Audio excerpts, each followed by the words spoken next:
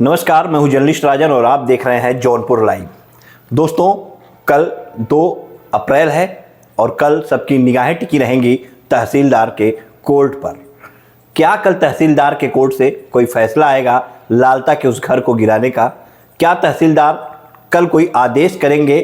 लालता के उस साम्राज्य को ढहाने का? क्या तहसीलदार कल फाइनल बहस करा लेंगे और उसके बाद कोई फैसला दे देंगे रमेश के उस मकान को गिराने का, जो मकान बंजर की ज़मीन पे इन लोगों ने बना रखा है और जिसको गिराने की मांग लगातार उसी दिन से लोग कर रहे हैं जब से अनुराग यादव की गला काट करके जघन्य हत्या की गई। कल सबकी निगाहें तहसीलदार कोर्ट पे लगी रहेंगी और लोग यही आशा भी जता रहे हैं कि शायद कल फाइनल बहस हो जाए और कल वो फैसला आ जाए जिसका लोगों को बेसब्री से इंतजार है, जो फैसला परिवार के जख्मों पे मरहम लगाने वाला होगा, क्योंकि लालता का वो घर जो विवाद की जड़ है उसे ख़त्म किया जाना बहुत ज़रूरी है। तो ऐसे में लोग यही उम्मीद लगाए हैं कि कल 2 अप्रैल को कोई फैसला आ जाए, क्योंकि अब तक 5 महीने से परिवार को सिर्फ मिल रही है तो तारीख पे तारीख। ऐसे में कल वो अधिवक्ता भी बहुत मायने रखेंगे जो प्राइवेट अधिवक्ता नामित किए गए हैं जिलाधिकारी के द्वारा। अनुराग के पिता के निवेदन पर, चाहे दीपक सिंह हो, चाहे सतवीर सिंह हो या फिर गुलाब यादव हो, तो ये सभी अधिवक्ता जिनकी एंट्री के बाद से कहीं ना कहीं ये केस जो है वो बदला है और अंतिम निर्णय की तरफ ये केस पहुंचा है, क्योंकि इसके पहले कोई जिरह नहीं हो रही थी, कोई बहस नहीं हो रही थी, लेकिन जैसे ही इन लोग की एंट्री होती है उसके बाद बहस शुरू हो जाती है और अब फाइनल बहस का दौर है जो 2 अप्रैल को होना है। और आशंका ये जताई जा रही है कि 2 अप्रैल को फाइनल बहस भी होगी और उस दिन कोई आदेश भी आ सकता है, और अगर आदेश नहीं आता है तो आदेश सुरक्षित तो जरूर रखा जाएगा, यानी उसके बाद वाली तारीख में कोई आदेश जरूर आ सकता है, लेकिन कल कुल मिलाकर के फाइनल बहस होनी है। ऐसे में हमने अधिवक्ता से बात करने का प्रयास किया कि कल को लेकर के क्या तैयारी की गई है। तो जो सतवीर सिंह अधिवक्ता हैं वो आपको बता दें कि कल वो तहसीलदार कोर्ट में मौजूद नहीं रहेंगे। जी हाँ, सतवीर सिंह अधिवक्ता जिनको आप लगातार सुनते चले आए हैं, जो लगातार जो है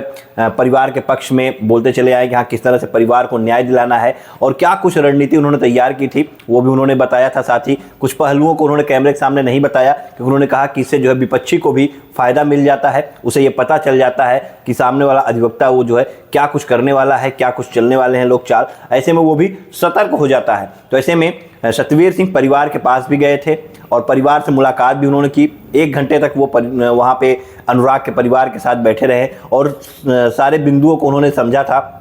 और उसके बाद उन्होंने भी साफ तौर पे कहा था कि फाइनल बहस 2 अप्रैल को होनी है और उसके बाद कोई न कोई आदेश जरूर आएगा। लेकिन सतवीर सिंह क्यों नहीं रहेंगे, तो आपको बता दें कि सतवीर सिंह के पिताजी जो हैं वो अस्वस्थ हैं, उनका स्वास्थ्य खराब है। ऐसे में उन्हें आज जो है इमरजेंसी में लेकर के मुंबई जाना पड़ा, तो मुंबई उन्हें इलाज के लिए लेकर सतवीर सिंह गए हैं। अतः इस कारण से वो कल तहसीलदार के कोर्ट पे उपस्थित नहीं रह पाएंगे, लेकिन इस पूरे केस पे उनकी नज़र जरूर बनी रहेगी। उन्होंने साफ तौर पे ये कहा कि कल दीपक सिंह जी जो अधिवक्ता हैं उनके सीनियर और गुलाब यादव जो हैं ये लोग वहाँ पे रहेंगे और बहस करेंगे, जिरह करेंगे लालता के अधिवक्ता से, लेकिन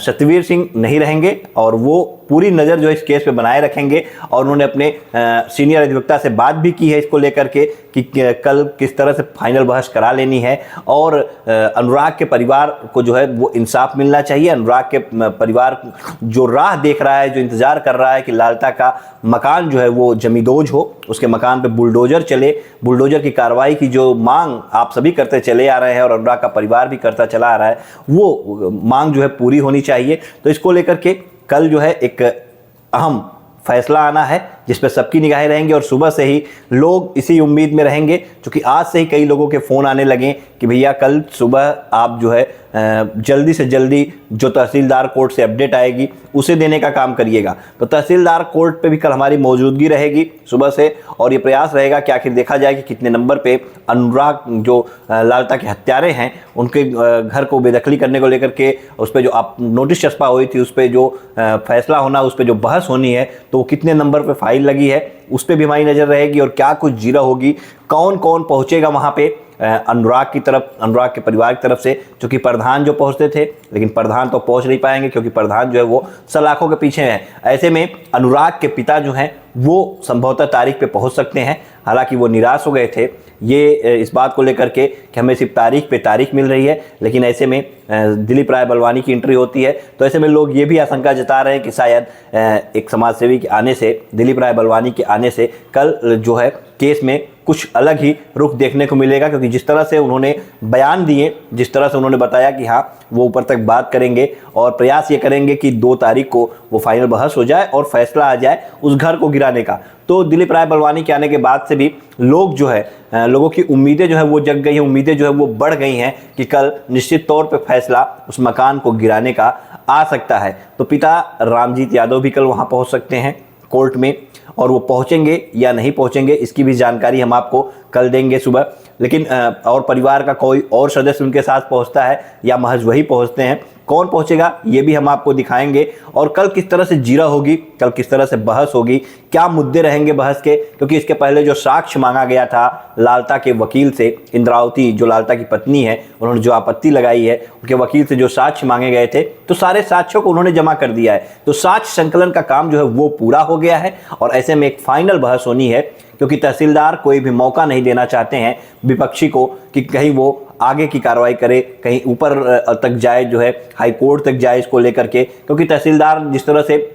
इस पूरे मामले के बाद वो जांच करने गांव में पहुंचे थे और उसके बाद उन्होंने कानून प्रक्रिया के तहत जो है, जो सुप्रीम कोर्ट की गाइडलाइन है, जो सुप्रीम कोर्ट का दिशा निर्देश है, उसके हिसाब से उन्होंने जो है वो नोटिस चस्पा कराई लालता लाल मोहन राजकुमार के नाम से उस मकान पे, जो मकान उस विवाद का जड़ बना हुआ है, जो उस ग्राम समाज की बंजर की जमीन पे बना हुआ है। तो उस पर उन्होंने नोटिस चस्पा कराई और उसके बाद आपत्ति की मांग की गई। आपत्ति जो है लालता की पत्नी इंद्रावती ने लगाई। इंद्रावती ने फिलहाल आपत्ति दर्ज कर दी और कई बिंदुओं पे इंद्रावती ने जिक्र किया था, जो बिंदु आप देख चुके हैं कि चाहे इंद्रावती उसी घर में, उसने कहा था कि मैं यहीं पे दुल्हन बन के उतरी थी, फिर मेरा घर 90 साल पुराना है। तो ऐसे तमाम बिंदुओं पे जो है उसने लिख करके उसने आपत्ति लगाई। तो कई महत्वपूर्ण बिंदु हैं जिसपे चर्चा जो है और बहस जो है इस तरह के वकील जो प्राइवेट अधिवक्ता किए गए दीपक सिंह, सत्यवीर सिंह और गुलाब यादव ने किया था। तो काफ़ी जिरह इसके पहले भी हुई थी और इसके पहले एक बार और मौका लालता का जो वकील है, इंद्रावती का जो वकील है, वो मांग रहा था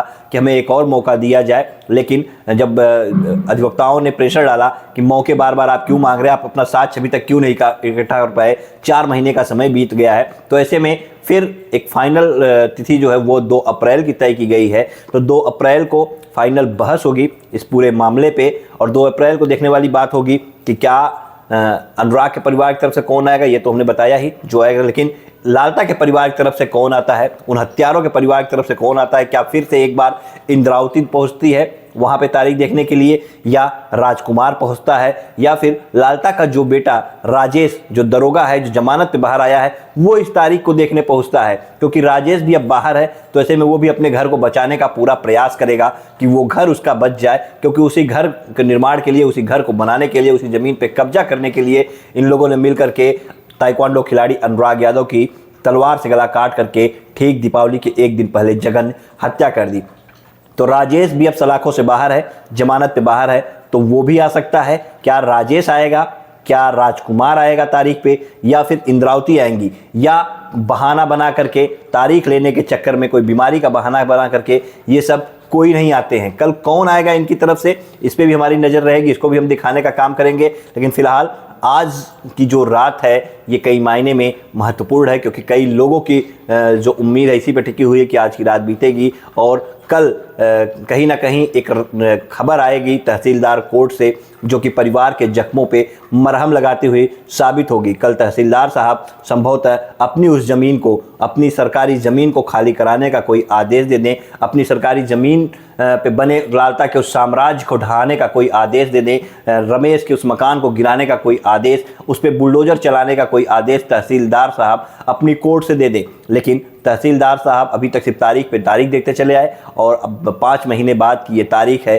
जो 5 महीने बाद पड़ती है, यानी 2 अप्रैल को, और 2 अप्रैल पे सबकी निगाहें उम्मीद भरी निगाहें जो है वो टिकी हुई हैं तहसीलदार कोर्ट पे। और लगातार लोग कमेंट करके यही मांग कर रहे हैं कि नवरात्र का पर्व चल रहा है और देवी माँ कृपा करें। और इसी तौर पे चंडमुंड जैसे एक कमेंट होता है कि चंडमुंड जैसे हत्यारे राक्षस लालता और रमेश का संहार माँ करो और कल जो है फैसला सुनवा दो, कल जो है उनके मकान पे बुलडोजर चलवाने का आदेश करा दो। तो कल तहसीलदार कोर्ट में क्या कुछ होगा, क्या जम करके जीरा होगी या फिर तारीख पड़ेगी, कौन कोर्ट में आएगा अनुराग के परिवार की तरफ से, कौन कोर्ट में आएगा लालता के परिवार की तरफ से, इस सब पे हमारी नज़र रहेगी। साथ ही हमारी नज़र रहेगी कि प्रधान वीरेंद्र यादव के केस में क्या कुछ हो रहा है। तो फिलहाल आज के लिए इतना ही। हमारी खबर आपको कैसी लगी अपनी राय कमेंट बॉक्स में जरूर दीजिएगा।